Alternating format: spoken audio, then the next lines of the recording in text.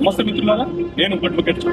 మిత్రులారా, ఒక కేసులోని విషయం ఏంటంటే ఒక వ్యక్తి మీద చెక్ బౌన్స్ కేసు ఫైల్ చేశారు. అతను అంటే అక్యూజ్డ్ ఎవరి మీద అయితే కేసు ఫైల్ చేశాడో అతను ఈ చెక్ బౌన్స్ కేసు వల్ల నా ఉద్యోగం ఏమైనా పోయే అవకాశం ఉందా అని భయపడతాడు.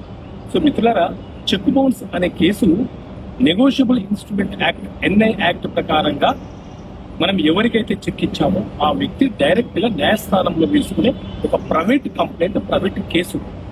ఈ చెక్ బౌన్స్ కేసు అనేది పూర్తిగా క్రిమినల్ కేసు కాదు, సివిల్ నేచర్ కలిగినటువంటి క్రిమినల్ కేసు. ఇందులో పోలీసుల యొక్క ఇన్వాల్వ్మెంట్ అనేది ఉండదు. పోలీసులు ఎఫ్ఐఆర్ చేయడము, చార్జ్ షీట్ చేయడము, పోలీసులు అరెస్ట్ చేయడం లాంటివి కుదరవు. ఎవరైనా మనకు చెక్ ఇచ్చి మోసం చేస్తే ఆ వ్యక్తి మీద మనము డైరెక్ట్ గా కోర్టులో ప్రైవేట్ కంప్లైంట్ ఫైల్ చేసుకోవాలి, కానీ పోలీస్ స్టేషన్కి వెళ్ళి ఎఫ్ఐఆర్ చేయించడానికి అవకాశం ఉండదు.